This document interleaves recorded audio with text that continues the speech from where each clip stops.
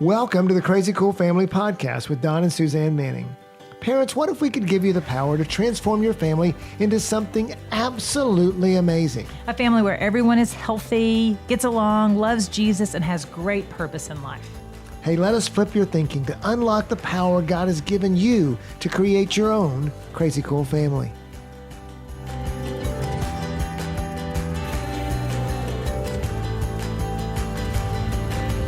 Hey parents, welcome to the Crazy Cool Family Podcast in some very crazy times. So crazy. Isn't this just insane? We are going to talk about today what everyone has been talking about wherever you go and whatever you do. And of course, that is the cancellation of the NBA season. That is not what everybody's talking about. There just aren't even very many people that care about that. But those of you that do, I'm so sorry. It's been canceled. The Cowboys are talking with Dak Prescott about his contract. No, That's is not what we're talking about, nor do we I mean, isn't it crazy? Isn't it crazy how the things that were so important to us that's good.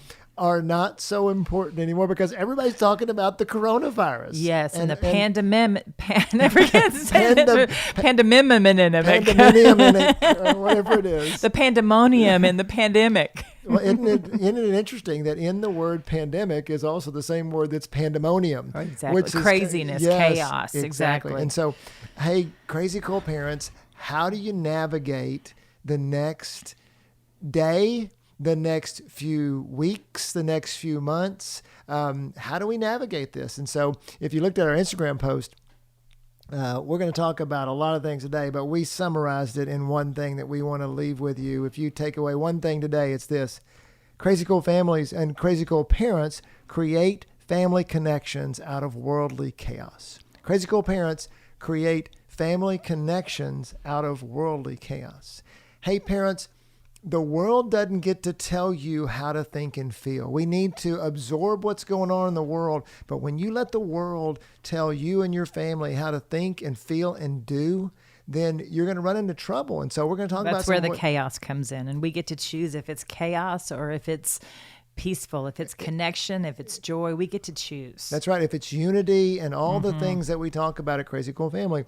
And actually, you have a great opportunity right now to do some wonderful things in your family. And we want to give you just some things we've thought about. Yeah, just some practical. Because we've been through our own chaos and we've been through our own stuff. And we've been doing some reading and thinking and talking with our kids and other families and everything else. So let's share some things. First of all, how about a scripture we share? And that is from James 1, 2, and 3. It says, "Consider it pure joy, my brothers and sisters, whenever you face trials of many kinds." And would everyone agree that the coronavirus is a trial?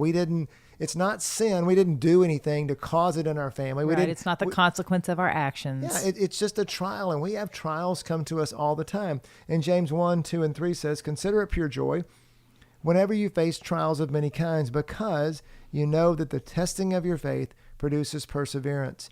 And it goes on to say that it's going to eventually lead to joy. And so trials, God wants you to use trials and use adversity in your life and in your family to figure out where He is, and so we can create joy. And that's what builds the faith when we're talking about that. It's an opportunity for us to lean in, press into God, and to build our faith.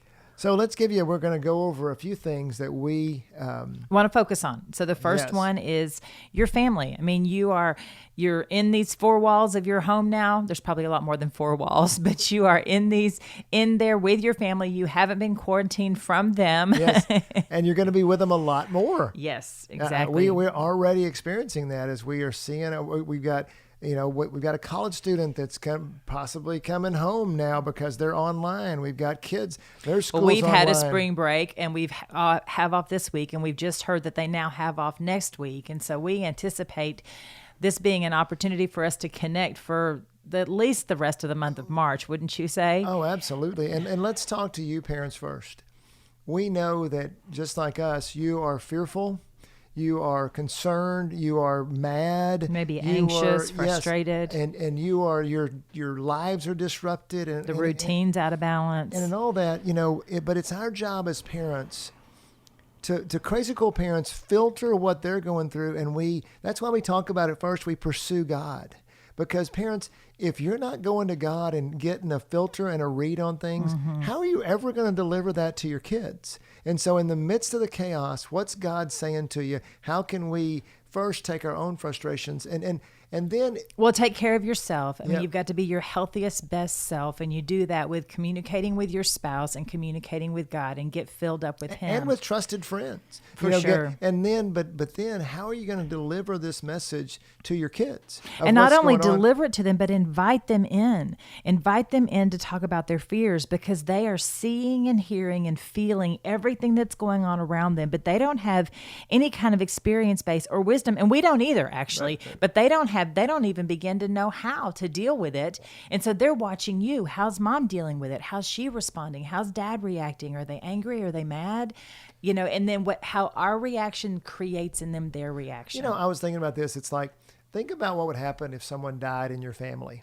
If you were, and you would immediately go, okay, now how are we going to take this news and deliver it to our children and involve remember them in when the whole my process? my niece's father died, we presented it to him that what happened to Simba's father on The Lion King, we gave them a filter that they would understand. This is what's happened to your Yeah, father. it's a tragic deal. Yes, And- it's the same thing. How are you going to deliver the message of this different new norm to your kids? And how are you going to do it in a way that, we talk a lot at Crazy Cool Family about asking questions and about connecting with your kids. And rather than just come in and be, can I just get you to stop railing on the government and railing on the situation? Never going to be very effective. What if you go in and just ask your kids, hey, what do you guys think about this? Right. What are you hearing? What's going on? And just start asking questions. And as they start to tell you things, then you can start to guide their thoughts into the truth. And guess what? You're connecting with them, and you're experiencing a benefit to your relationship rather than, oh, here's dad just, railing again on the government or whatever the media is saying or whatever. Right. Man, let's just get away from that and start to change our dialogue, change our way of thinking with our families. Well, and it is a fearful time, because fear comes with the unknown, and there is a lot of unknown that is out there. And so I just want to encourage you, parents. 1 John 4:18 says, perfect love casts out fear. And so, who gets to give our children perfect love? It's us. Parents, we're the ones that are the vessels that get to give the most love to our children. So we're the ones that get to cast out the fear. And we so have to don't be the fear bringers. Don't Right. be the fear carriers. Be the love bearers. And you got to go get that love from God. Oh yeah, Because for it sure. is Because He knows the unknown. He knows it all. Well, and let's also kind of transition that to our next point, which is also about knowledge. So we go to God and we have Him filter through it for us, but it's also prudent for us as parents to go get knowledgeable about what's going on. Because when the unknown becomes the known, we are empowered to make wise decisions. And so at the beginning of this whole thing, when I didn't know anything and I didn't know the facts, I was very fearful. But as I started to we started to educate ourselves, then it's like, oh, okay, I understand that. Oh, that makes sense. Oh, I want to do that. I want to go there. I want to understand. And that means that, in our day and age of the internet, there are lots of resources out there. So, and I would recommend, don't just stick with your pet resource. This is a big deal. I mean, go read about a lot of different people's opinions on things, and you'll start to build a consensus of information out there. But really, parents, this is not something just to let it kind of just throw up on your kids. Yeah, don't listen to the news in front of your kids. I mean, I am not a big advocate of hiding things from our kids. I actually believe in going ahead and sharing it with them and letting them experience life is happening, but not when it comes to listening to the news. And I think it's just because they use a drama tone of voice, and it's just so scary to listen to them. It's like the world's coming to an end all the time, just in their tone of voice. Yeah, and it's not. I mean, we know that it's not. not. All we're doing is, really one of the things we're telling our kids is that all we're doing is we're backing down a little bit so that we can slow things down and help everybody recover. Right. And we'll talk about that in just a minute as we talk about. Well, so another what to thing do is with just it. age appropriate stuff that you're sharing with your kids. When you've assimilated all of this information, make sure that you're sharing what your 3-year-old can handle and what your 17-year-old can handle. And your 17-year-old needs to be able to handle more, because they're not going to understand, why can't I go hang out with my friends? Why can't I go do this? Why can't I live my life as I've always lived my life. And so they're going to need to know more of the details, more of the ugly details, so that they can be informed to make the wise decisions. And it comes back to having those discussions, having them, what if they agreed with you? Like, for example, we have a 16-year-old and he's driving. And so we are having discussions with him right now about where he's going to go and what he's going to hang out with. He's a good kid. We're not really nervous about him doing bad things. It's really just a matter of how are we going to teach him the right things? And really, parents, how are we going to be the example too? What are we doing, and what are we letting them do? It could come down to you have a middle schooler, or maybe you have a 3-year-old who's not going to daycare anymore. Why is that happening, and how are you going to explain that? And so often, James 1:5 says we were talking about James 1, 2, and 3. If you go a little bit further in that chapter, it says, if any of you lacks wisdom, you should ask God, who gives generously to all without finding fault, and it will be given to you. Hey, parents, go read it. Let it filter through God, and then let God show you how to address it with your kids. Exactly. Filter, let God give you the wisdom to know what to share with each of your different children and their different time frames. So a lot of the things that we've been talking about so far are internally focused. They are things that within your family, what to do. And what we've really said, going back to Crazy Cool Parents create family connections out of worldly chaos. What opportunities are you going to do to create those opportunities? But there's also things as we interact with our world out there, a couple of points we want to go over. And one of them is just looking to flip it to being a service-oriented family versus maybe a selfish-oriented family. Yeah, so be focused on others. Take care of your family to allow space for others that are sick.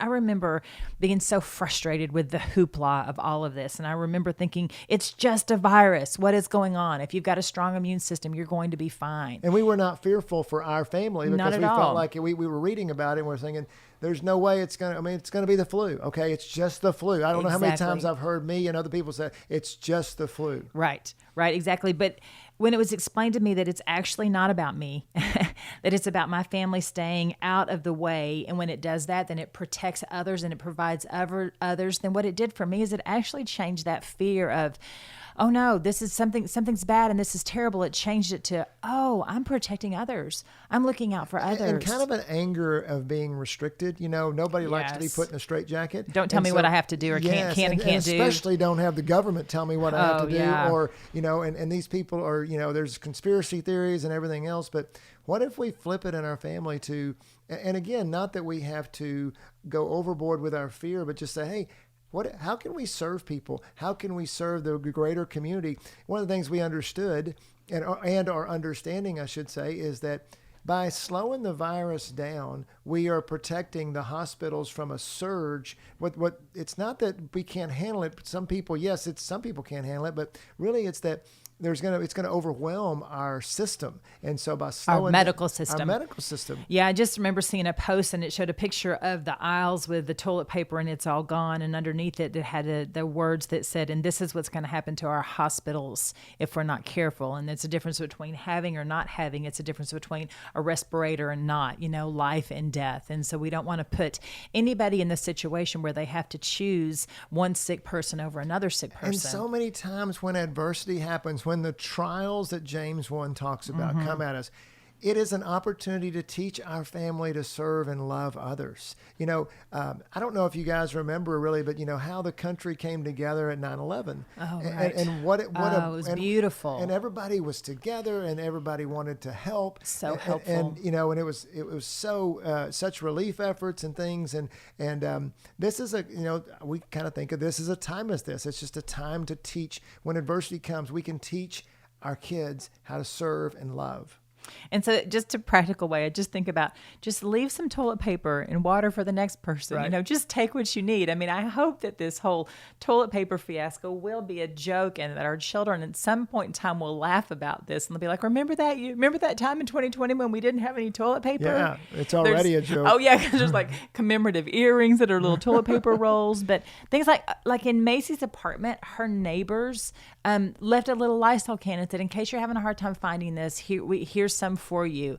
And I love that. That's my favorite thing about people and how we embrace each other in times of trials and how we look out for each other and we take care of each other and the creativeness that comes out and all the different ideas that surface when we're thrown into an uncomfortable disarray of unroutine. Absolutely. And can you see, parents, we're flipping your thinking to think differently, to take your fears and to channel it into something good. That's what God wants you to do. It's not that He understands your fear. He understands the emotion of, He understands the uncertainty.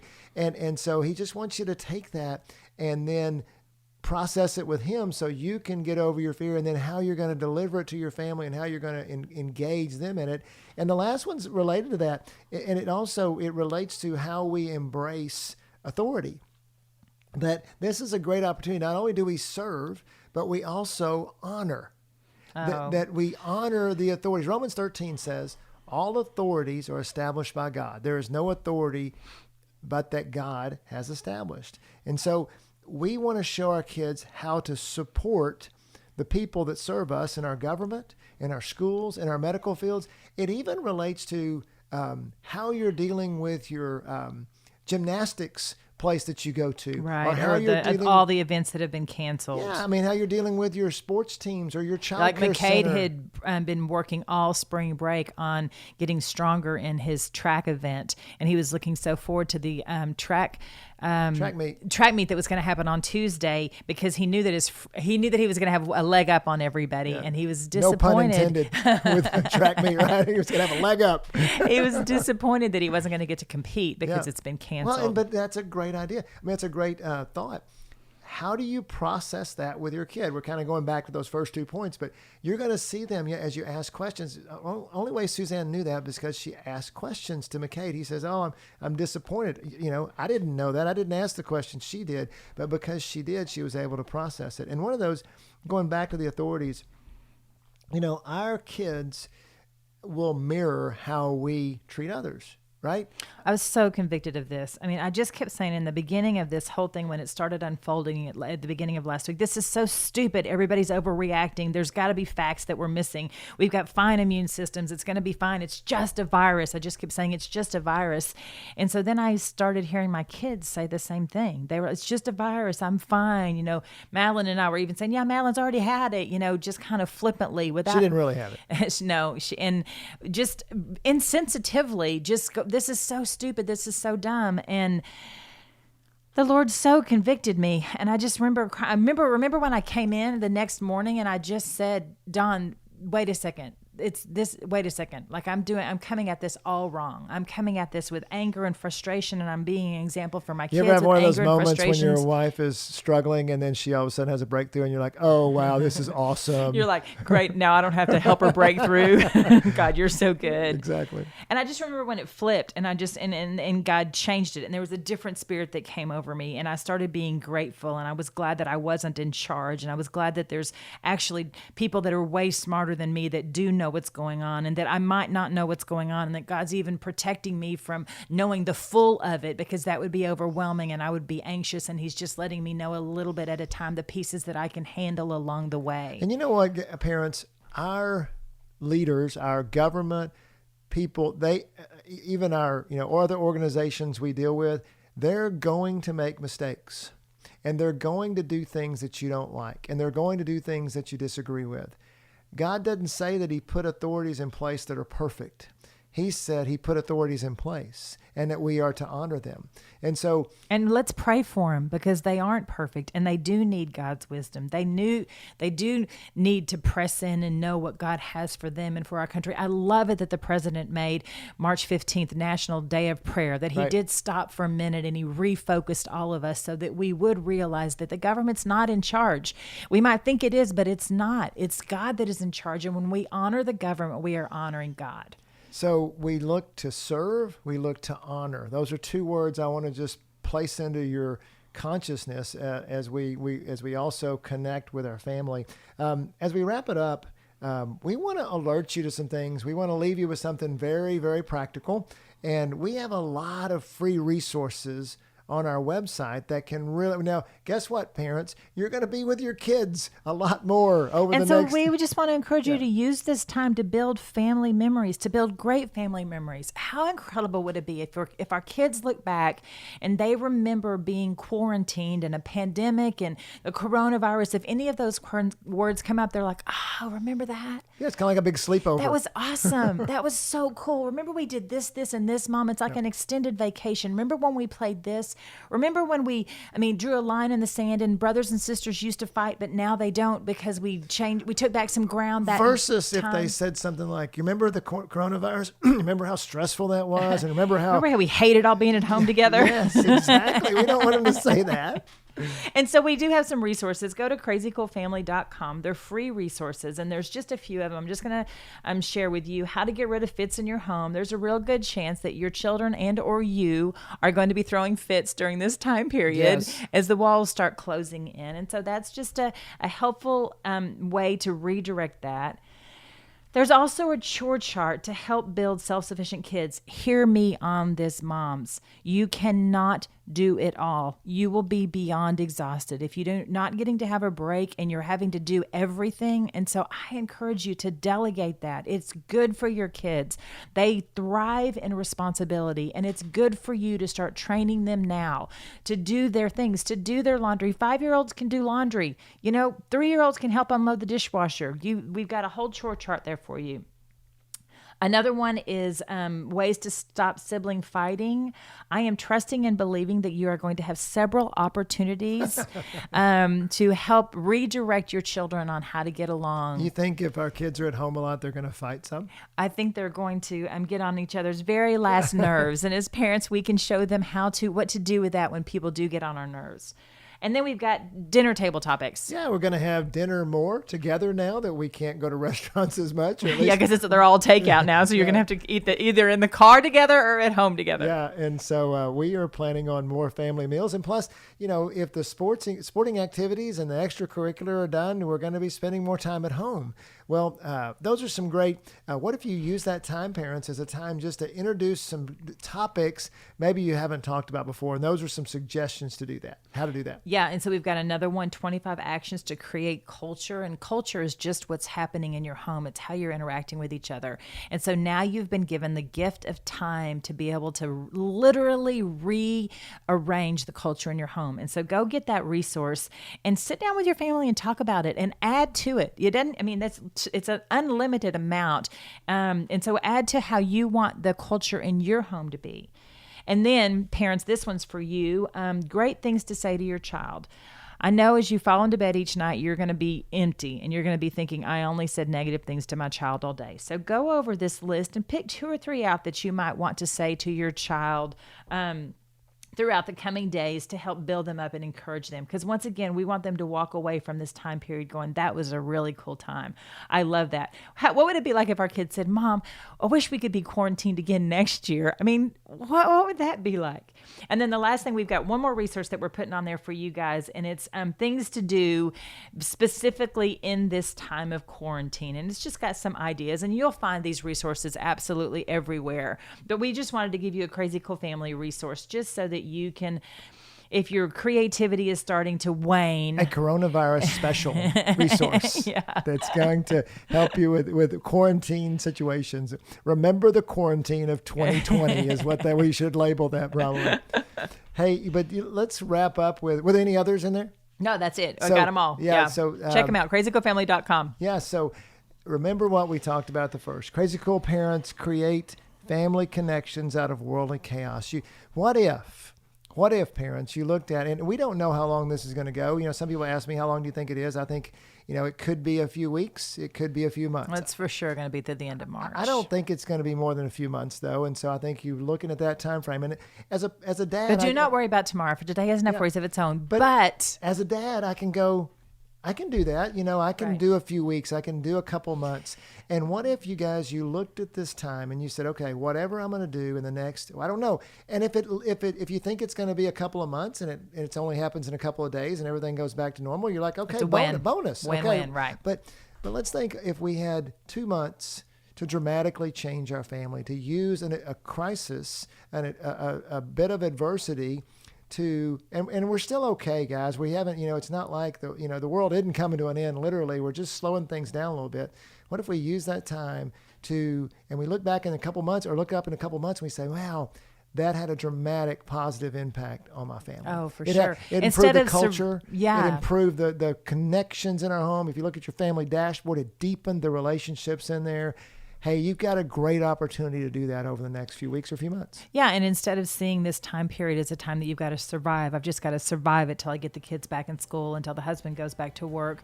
Look at it as a time to thrive. I'm seeing it as a gift from God, because the one thing we don't have is time, and we've built our lives to be so busy, and we're running around 100 miles an hour in 1,000 different directions, and this has been a gift of time given to us to press in and pay attention to what is important, which is relationships. Don't let the world tell you what to fear. Don't let the world tell you what to do. See this as an opportunity to do what we said at the first, to create those family connections out of the world of chaos. So hope this helps, and we hope you've benefited from this. We hope you'll implement this in your family. So go be crazy parents in these crazy times. crazycoolfamily.com.